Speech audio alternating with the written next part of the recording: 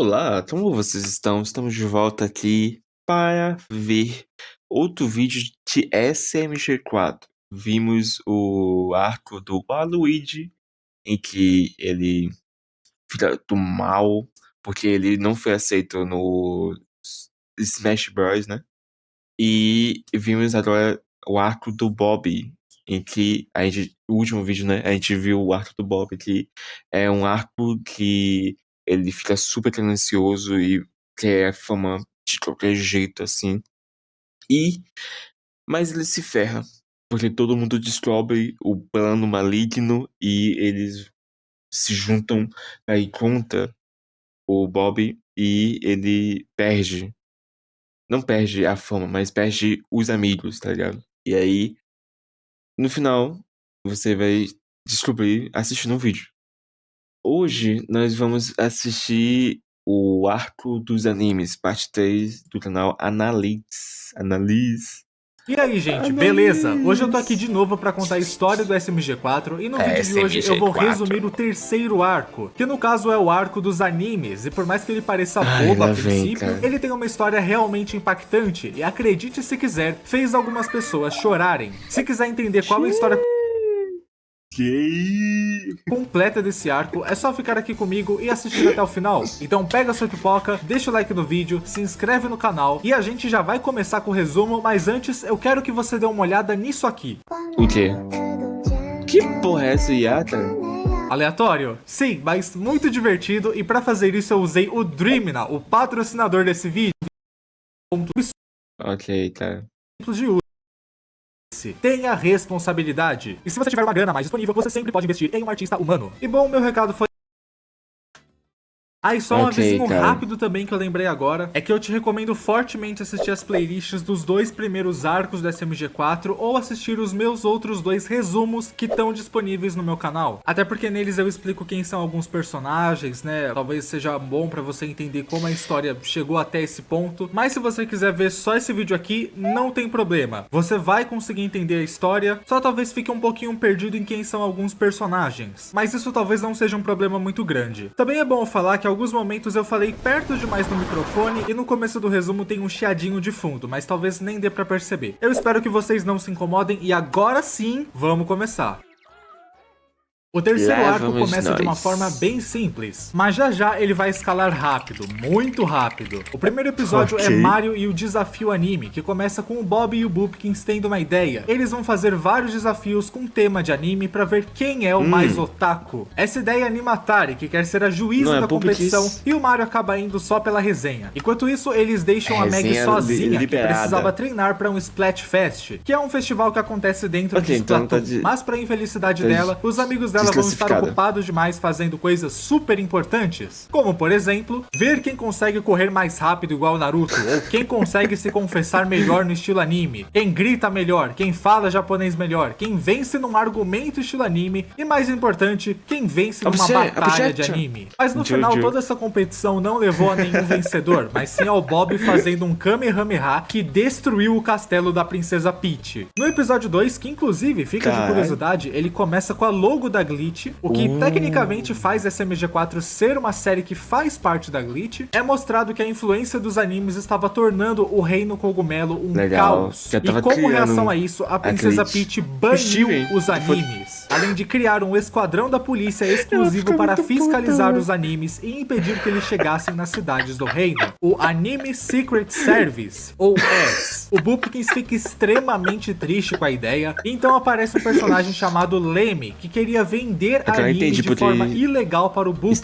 E é claro que quem tava vendendo era o Bob, mas a ideia não foi do Bob, e sim do líder do cartel dos animes, que vamos ver em breve. Mas o Bob não consegue vender nada, porque a polícia aparece, e olha só, o SMG4 agora é da polícia. Aí ele tenta ir atrás do Bob pra prender ele. Mesmo assim, o Boopkins, Mario e Lemmy decidem que querem fazer parte do cartel dos animes e tentar vender mercadorias banidas pros otakus do reino. O Luigi é contra essa ideia, dizendo que não deveriam fazer coisas ilegais, mas eles não dão ouvidos a ele. Eles conseguem trazer mercadorias e passam da fiscalização, distraindo os policiais. Pena que o Kojima não teve a mesma sorte. Kojima, o que você fez? Mas chegando na cidade, eles caem numa armadilha. Pensavam que os compradores eram otakus que queriam comprar anime, mas não, eram os policiais criando um plano para prender eles. Inclusive, 2 desses policiais aparecem em vários episódios, um deles é o Chris e o outro é o Swag, mas eles são basicamente personagens piadas, eles não são bons policiais. Tanto que o Mario se aproveitou da incompetência dos policiais para conseguir fazer o SMG4 de refém, enquanto o Boopkins atrapalhava eles. E assim, os 3 saem dali. Na rua, um carro chega perto deles, e esse carro é do líder do cartel, Francis, que fala para eles entrarem. O Francis decide dar uma segunda chance a eles. O que eles precisavam fazer é escoltar, ou seja, proteger, alguém que precisa sair do reino. Essa pessoa é a Saiko, pois tecnicamente ela é um anime, então está banida do reino. Sendo um anime, o Francis venera ela, e por isso ele se importa com a segurança dela. O SMG4, sabendo que a Saiko estava sendo banida também, decide abandonar a polícia. Primeiro que a Saiko é amiga dele, e segundo que ele acha errado banirem pessoas reais do reino. Ele achava que só as coisas 2D estavam sendo banidas, mas não, a Saiko seria banida junto. Então ele decidiu que vai ajudar. Então agora, o SMG4, o Boopkins e o Bob precisam ajudar a Saiko a ir embora do reino. E o Mario até iria junto, mas o Francis diz que alguém tem que ficar e ajudar a recuperar o dinheiro que perderam com as mercadorias que foram queimadas pelos policiais. Como Puta que pariu, vai dar um trabalho. Vai dar um trabalho. o Mario vai fazer isso? A resposta tá logo no título do 3º episódio, a barraca de limonada do Mario. Acontece que o Mario é muito ruim em vender, e sozinho ele só conseguiu vender pro Donkey Kong, que inclusive começou a convulsionar depois de beber. Isso porque o Mario não estava vendendo limonada, mas sim... Isso aqui é sobre de quê? De pica. Ainda bem que a Atari apareceu lá e decidiu ajudar ele. Porra, Mario, aí fica difícil, cara. Você tá vendendo, porra. Você tá vendendo a urina, viado. Que porra é essa, cara? Mario do céu. Dessa vez com limonada de verdade. O problema é que ele estava vendendo na frente de um dos comércios do Jeeves, uma loja de leite. O Jeeves decide se vingar de uma vez que o Mario destruiu um dos comércios dele, então ele manda os funcionários destruírem a barraca de limonada. Mas o Mario não ia deixar isso barato e ele chamou o Francis para resolver a situação. No começo eles conseguem causar uma boa dor de cabeça pro Jeeves, mas no final o Garf consegue expulsar todo mundo da loja dele e eles começam a fazer uma guerra de preços para ver quem atraía mais clientes. Só que isso foi à toa, já que do nada o Waluigi chegou lá e começou a vender tacos. E mesmo sem desconto nenhum, mesmo que tacos seja uma comida e não uma bebida, todo mundo foi comprar tacos com ele. Então aparece a Meg, que estava procurando o Mario para que ele pudesse treinar com ela pro Splatfest. A Meg carrega a arma dela com a limonada e atira em... Calma. Esse episódio me lembrou muito aquele episódio do Bob Esponja, em que tem... Bob Esponja? É com outro desenho, eu esqueci agora. Tem 2 pessoas vendendo coisas, aí elas começam a brigar. Ah, é do Tom e Jerry, que é o Tom e outro gato lá estão tentando namorar uma mina. Aí eles fazem tudo por ela e tal, só que ela não tá muito interessada. Aí chega no final do episódio e ela troca eles por outro cara que é mais rico que os dois. E aí eles ficam muito mal. Só me lembrou, desculpa. todos os capangas, sejam do Jeeves ou do Francis, tanto faz, e ainda briga com eles falando que eles estão agindo igual crianças. Os dois ficam tristes por isso e começam a chorar, enquanto a Meg arrasta o Mario pro Splatfest e a Tari vai junto. Então isso já mostra pra gente que agora vão ter 2 núcleos nesse arco, um focado no Splatfest e outro no Japão, que é pra onde a Saiko e os outros foram. O 4º episódio já começa mostrando eles no Japão, e como eles só ficariam no Japão por um dia e deixariam a Saiko lá, eles queriam fazer um passeio turístico. A Saiko decide levar eles para Akihabara, que seria a cidade dos animes. Akihabara? Até cuspi aqui. Akihabara? Akihabara? aspas, porque o Bob e o Boopkins queriam muito ver isso pessoalmente. Sim, o Bob. Eu sei que não parece, mas ele gosta de anime. Ou pelo menos gosta das garotas 2D. Enquanto eles faziam o tour deles, eles encontram um carinha chamado Exo. Que de túnel do caralho, velho. de acordo com o Boopkins, é o maior mangaka de todos. E ele criou o mangá Nova Explorers, que foi um sucesso no mundo todo. O Axel tem esse nome porque ele é baseado num axolote, ou axolote. E ele tava dando autógrafos pra todo mundo. E em certo momento, ele decide mostrar a habilidade dele, trazer personagens pra vida. Ele consegue desenhar um personagem e pode invocar ele e tornar ele uma criatura real. E a Saiko ficou interessada nisso, porque foi basicamente isso Ei. Por que tem a menina do Toki Adventure Club? Literary Club. que aconteceu com ela. Ela não era uma personagem real, mas foi trazida à vida. O Boopkins também ficou admirado por essa habilidade, ele também já admirava o Axel, e o Bob já começou a ter segundas intenções, né? Ele queria conhecer o Axel pra poder, sei lá, pedir pra ele desenhar umas waifus, não sei. Então a galera ali meio que entrou no consenso que precisavam falar com o Axel, que está... Cara, namorar uma invenção, cara. Cara, quer namorar as meninas em 3D, cara.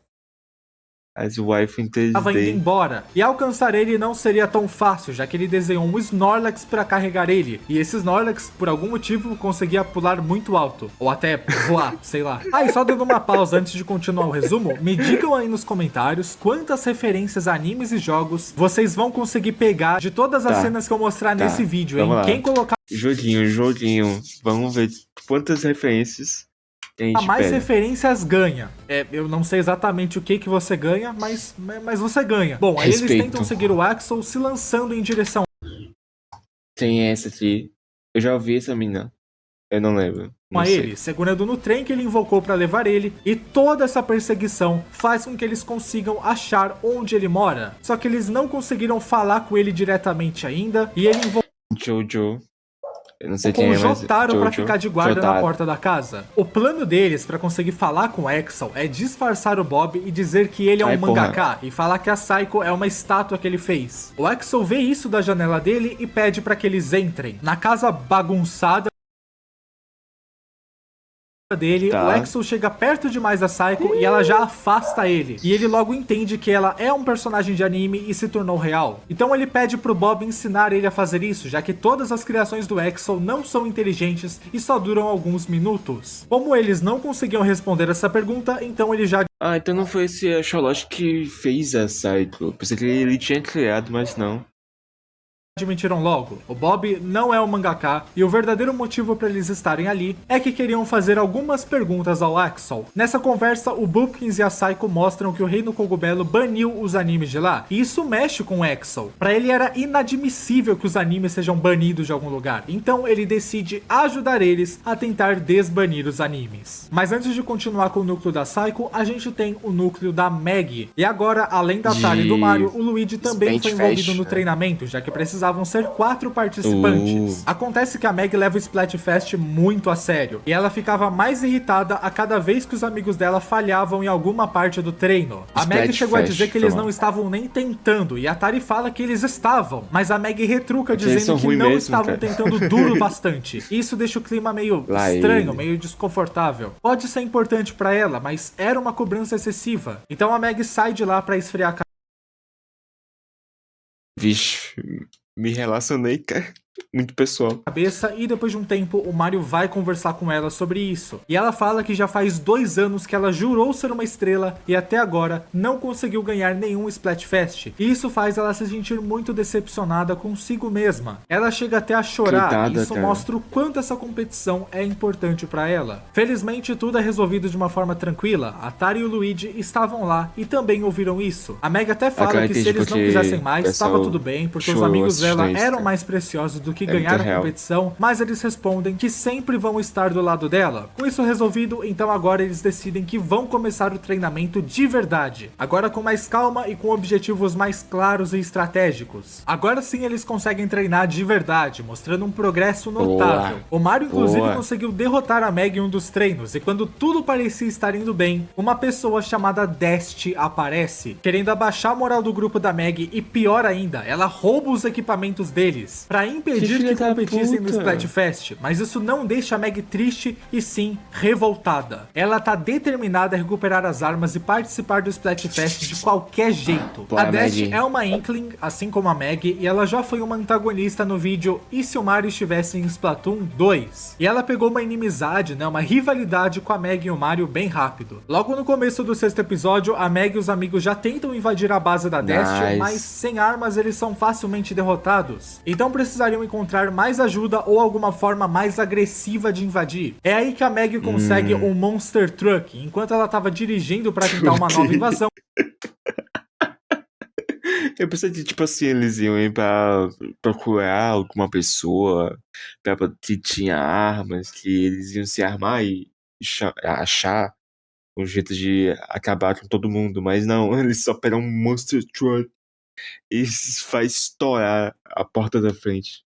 Ela bate num ônibus. E nesse ônibus estava a Saiko junto do Exo, SMG4, Boopkins e Bob. Eita. Os dois núcleos se encontraram porque todos eles vieram do Japão e conseguiram passar pela polícia. Isso tudo com a ajuda do Exo. E falando nele, depois que ele conhece a Meg e nota que ela é uma Inkling, ele decide ajudar ela a recuperar as armas. Em troca, ela deveria ajudar ele a desbanir os animes. Com esse trato feito, todos eles se juntam e vão invadir a base da Dest. E é claro que ela não tem chance, né, mano? Até porque o Exo invocou um Charizard, um Blastoise e o Snorlax pra ajudar. Como último recurso, a Dest propõe a Meg um duelo, um x1. E se a Meg ganhasse, ela recuperaria as armas. Mas, se perdesse, teria que sair do Splatfest. A Meg aceita e pouco antes do duelo começar, ela joga a arma dela na cara da Dest e manda todo mundo pegar uma arma e vazar. A Dest até reclama que se atrapassa, mas não é como se ela tivesse alguma moral pra contestar isso. Então, GG, mogada. E antes do final do episódio, Mogada. o Exo parece feliz olhando Sobrou para nada pro Incópolis ao Peta. longe. E quando o SMG4 pergunta o motivo dessa expressão dele, o motivo dessa felicidade, ele diz que nasceu em Incópolis. E isso faz sentido. Eu não consigo explicar o porquê, mas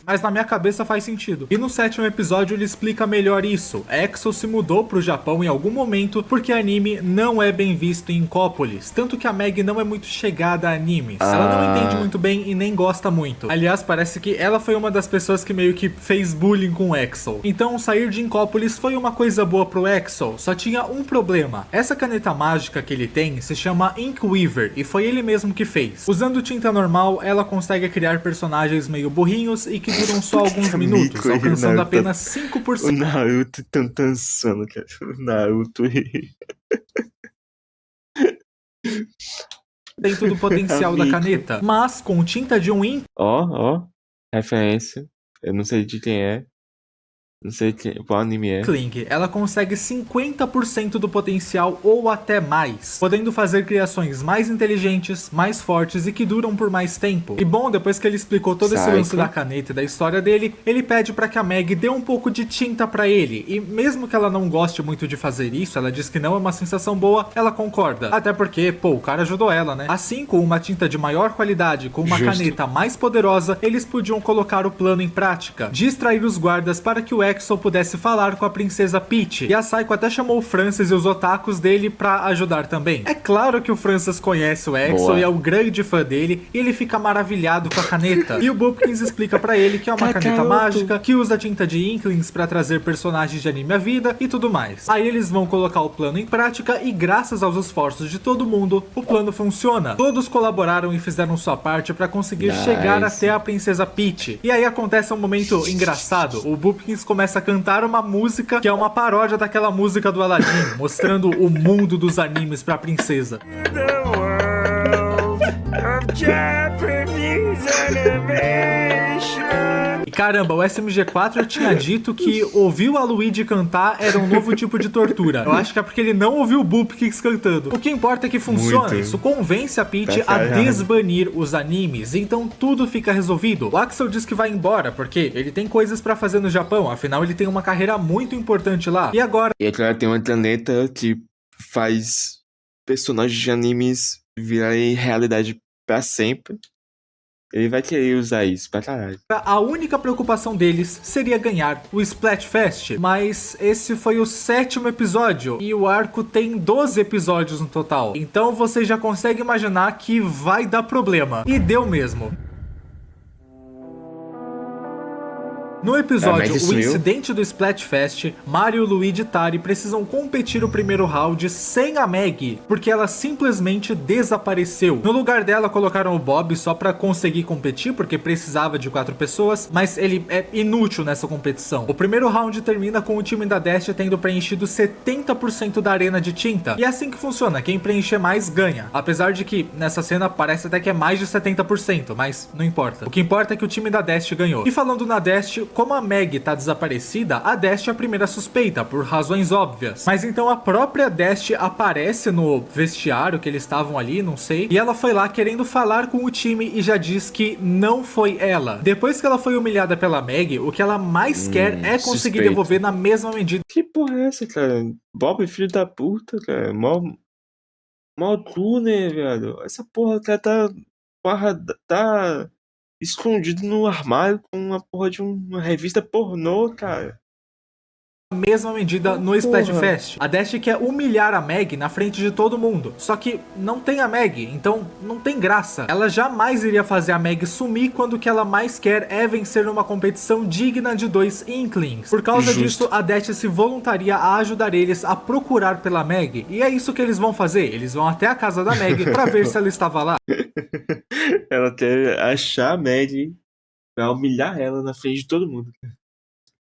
E o que encontram é no mínimo preocupante, muito preocupante. A casa dela tava toda revirada, tinha tinta na parede, marcas de garras no chão e a arma da Maggie tinha ficado lá. A Maggie jamais deixaria a arma dela pra trás, então isso é uma prova óbvia de que ela teria sido sequestrada. Mas por quem? O Boopkins vasculha pela casa e acha um DVD de Naruto, e sabendo disso, todo mundo pensa em apenas um possível suspeito: Exol. Exol é um otaku e também tinha explicado que precisava da tinta de um Inkling pra que a Weaver funcionasse bem. Nesse momento, as opiniões das pessoas se dividem. Aqueles que foram pro Japão, como a Saiko, passaram um pouco mais de tempo com o Exol, então duvidavam que o Exol, depois de tanto ajudar eles, iria fazer mal a Maggie dessa forma. Enquanto aqueles que estiveram ajudando a Maggie a treinar, incluindo a Dash, achavam sim que ele era o culpado. Essas opiniões conflitantes levaram a uma briga, mas a briga não durou muito porque eles perceberam que aquilo era uma perda de tempo. A prioridade precisava ser encontrar a Maggie, não importa quem tenha sequestrado ela. Então eles decidem se separar nas buscas. Um dos grupos foi procurar em Incópolis. E eles descobrem que não só a Maggie tinha sido sequestrada, mas outros Inklings também. Lá eles se deparam com o Ryuki, uma criação de tinta. E ele tenta raptar a Dash, mas o Mario e o Luigi conseguem impedir, eletrocutando o Ryuki e matando ele. Nisso ele deixa cair um mapa que mostra uma tal Ilha dos Animes.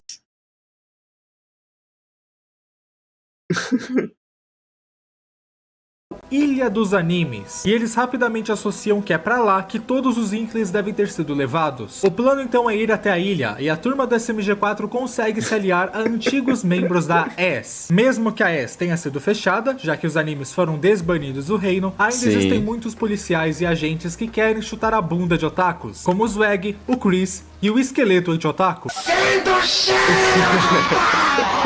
É brincadeira, tá? O esqueleto anti-otaku infelizmente não existe na lore do SMG4. Swag e Chris ajudam a galera a conseguir só um barco. Só no Code... Como é que é o nome, cara? Esqueci. Code é Casa Branca. Code é Casa Branca. Pra poder ir até a ilha. Aliás, barco não, um navio. E dá pra ver que o pessoal não tava tão preocupado. Eles tinham esperança de conseguir resolver tudo. A Dash e a Saiko até se entenderam, já que elas tinham brigado antes. Mas então, o fucking Godzilla aparece e pega a Dash. E adivinham que eles... What the fuck? conseguem fazer nada. É o Godzilla, nenhum tiro de canhão afeta ele. E se vocês acharam que o Aluigi era quebrado com os poderes de rejeição, imagina então o potencial máximo da Inkweaver. Mas mesmo com a Dash sequestrada também, eles não desistem. Mesmo sabendo que poderiam enfrentar ameaças como o Godzilla, eles ainda querem ir até a Ilha dos Animes e salvar a Meg e todos os outros Inklings, além de descobrir quem está por trás de tudo isso. E se você também pensou que é o Exo, bom, no final do episódio, o Dabi aparece para levar a Meg até algum lugar. A Meg passa por um corredor cheio de Inklings, tendo sua tinta drenada, e quando ela olha para uma cela, ela vê o Exo preso. Beleza, mas se o Exo tá preso, então quem tá por trás de tudo isso? E o próximo episódio já revela isso logo de cara. Quem está por trás de tudo isso é o Francis. O Francis de algum jeito pegou o Exo e roubou a caneta dele. E agora com os Inklings sequestrados, ele conseguiu alcançar 70% do poder da caneta. Mas com a Meg e a Dash, dado a força delas, provavelmente alcançaria os 100%. E tudo isso apenas porque ele queria criar uma ilha de waifus. Ele sabia sobre os Inklings porque o Boopkins tinha dito. Ele The Ultimate Clone Master. explicou que era a tinta de um Inkling que dava mais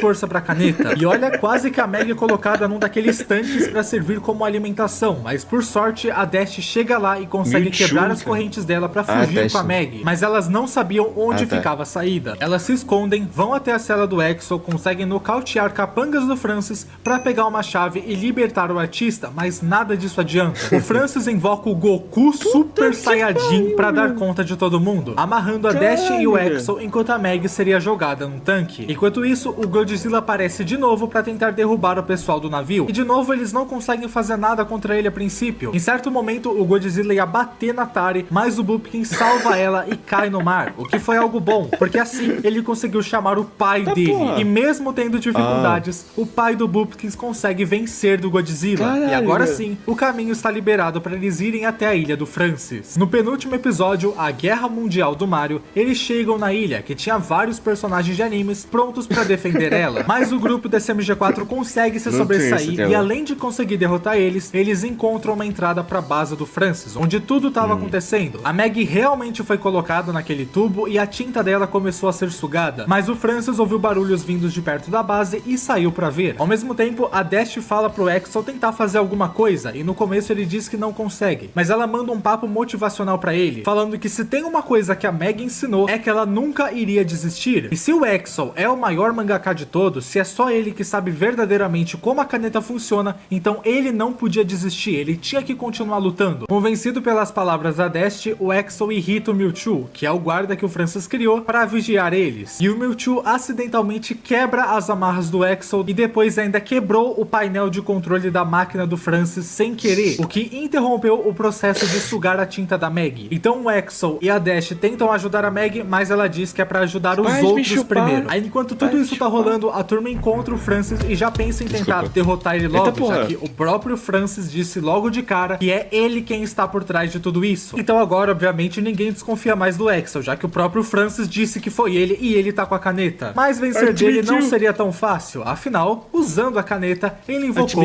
o Sephiroth, o anjo de uma asa. É impressionante o quanto esse MG4 é aleatório, mas não sei, mano, é muito bom. O Sephiroth sozinho era capaz de vencer de todos ali, mas eles não desistiram, continuaram brigando até o Exo e a Dash aparecerem pra tentar tirar a caneta do Francis. E por alguns segundos eles até conseguem, a Dash pega a caneta, mas o Sephiroth pula em cima dela pra recuperar. Isso inclusive é muito interessante, significa que o Sephiroth não é fiel à caneta, mas sim ao Francis, que desenhou e invocou ele. Então a luta continua na sala onde a Meg está, e pra derrotar o Sephiroth, o que eles fazem é criar uma distração, e aí a Dash pega ele e todo mundo começa a meter porrada no cara, até que o desenho sumisse. Uma estratégia que deu certo e envolveu a colaboração de todo mundo, dando novas esperanças pro grupo. Ele não morreu. Puta que pariu. Não tinha morrido.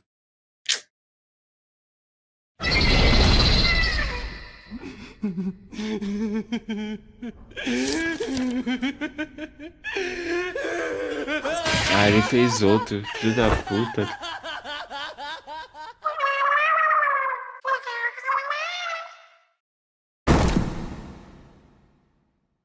Caralho, Agora a gente chega que no último bad. episódio, chamado Horas Finais, e é tudo ou nada. O Francis simplesmente cria 100 Sephiroths pra que ele não tivesse chance alguma de perder. Mas ele só não porra. contava com uma coisa. Bob, Swag e Chris chegam com um tanque de guerra. E por mais Finalmente, que as criações né, da cara? Wink Weaver Puta que sejam pariu. fortes, elas não são muito resistentes. O tanque consegue atropelar e matar com tiros todos os Sephiroths. E quando o Francis pensa em fazer mais desenhos, ele fica sem tinta. Nesse momento eles aproveitaram pra bater nele o máximo que podiam, a ponto de dar um tiro de tanque no cara. Mas foi a caneta que tancou o tiro. E isso foi pior pra eles Quebrou. do que imaginavam. O Francis foi arremessado e bateu com as costas Quebrou em um a tanque caneta. de tinta. E toda a tinta armazenada foi despejada, sendo que uma parte dela entrou na caneta. Agora o Francis tinha carga pra mais um desenho, mas ele não economizou. Ele fez o mais forte que poderia. O Goku Super Saiyajin Blue. Nem preciso dizer que, de novo, o Francis conseguiu fazer uma criação que rebocou todo mundo na porrada, mas eles ainda tinham uma chance. O Axel conseguiu pegar a caneta de volta pra ele, mas sem tinta sem não tinha tinta. nada que dava pra fazer Então. contra o Goku. Acontece que ainda tinha mais um lugar pra conseguir tinta, Oxi. a Maggie. Então eles fazem a aposta mais arriscada, consertar a máquina e ligar ela de novo, só mais uma vez, pra que a Caralho. caneta tivesse cargo bastante pra mais um desenho, e fazendo tudo isso enquanto a Tari distraiu o Goku. Infelizmente, a distração não durou tempo suficiente, e o Goku conseguiu soltar uma esfera de Ki que destruiu o tubo em que a Meg estava, soterrando ela em escombros, mas ela Eita ainda está porra. viva, deu pra ouvir a voz dela. Mesmo assim, o Axel conseguiu o que ele precisava pra fazer um desenho, uma invocação, um personagem que seria capaz de derrotar até o Goku na forma Blue,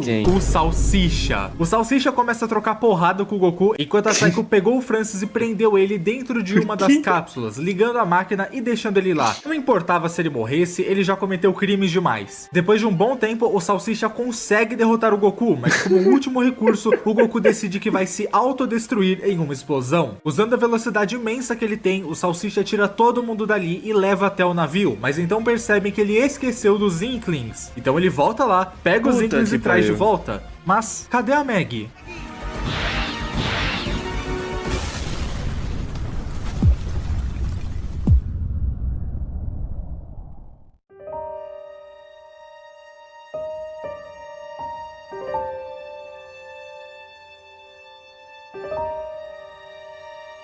Não morreu, né? どうしてこんなことに。 I'm so sorry.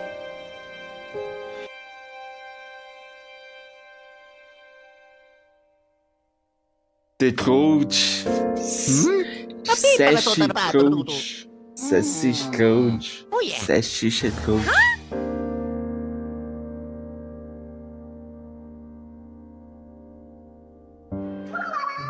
Huh? What the fuck?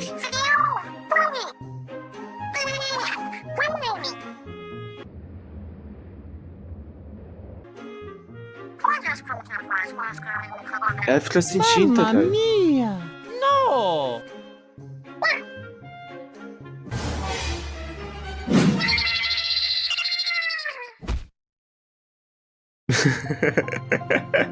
Esse episódio, assim como todo esse Caralho, ela arco, morreu mesmo, cara. A Teste morreu mesmo, caralho, velho. encerra com um fim para a Desti, mas um novo começo para a Maggie. Caralho. Toda a tinta dela foi sugada e o corpo dela teve uma transformação forçada para se tornar uma humana. Ela não perdeu uma inimiga, mas sim uma rival, e percebeu o quanto a Desti era importante na vida dela, mas mesmo com essa perda, ela sabia que continuaria seguindo em frente e os amigos dela sempre vão estar lá por ela. E com isso a gente conclui o terceiro arco do SMG4. E olha galera, eu não sei se vocês concordam comigo, mas mesmo que esse arco seja bizarro, esse aqui foi o melhor até então. Claro, eu não vi os outros arcos, como eu falei no primeiro vídeo, isso tá sendo uma experiência pra mim também, porque eu nunca tinha visto a história do SMG4, então no momento que eu tô gravando esse vídeo, eu não vi o quarto arco, nem os que vem depois, mas dos três que eu assisti, esse daqui por enquanto é o meu favorito. O arco do Waluigi e do Bob são legais, tem músicas boas, mas mesmo que esse arco não tenha nenhuma música marcante, fora aquela paródia do Boopkins, ele tem uma história muito forte e sem fugir de toda a comédia e aleatoriedade do SMG4. Bom, no mais, comentem aí o que vocês acharam dessa história e eu vou ficando por aqui. Obrigado a todos que assistiram e obrigado. Cara, porra, mano, muito gostosinho, cara, de assistir, né, no caso. E, tipo, pô, É muito legal, cara. É muito legal. Eu achei que ia ser muito menos do que é. Entende? Tipo, minha expectativa é que seria só um negócio aleatório, que seria só de piada, sabe? Que seria só um negócio. Ah, vamos rir aqui, pessoal. KKKKKK, usando personagens da cultura pop e tal. Mas realmente os caras fizeram um universo inteiro, assim, e manteve as coisas, as consequências, as pessoas que recebiam uma modificação, né? O Cogumelo lá, o, o Aloyd, todo mundo, a Dash, né? Que agora foi de Arrasta, os caras manteve e contaram histórias com isso. Criou um universo inteiro com histórias legais. Os caras são muito fodas, cara. Cara, mano. Foda pra caralho, cara. Agora eu entendo por que o pessoal ficou muito bravo, ficou triste, né? No caso, quando foi anunciado que SMG4 ele ia parar de fazer, né? Se não me engano. E eu ainda acho que o nome do Cycle vem da Cycle, cara. De SMG4.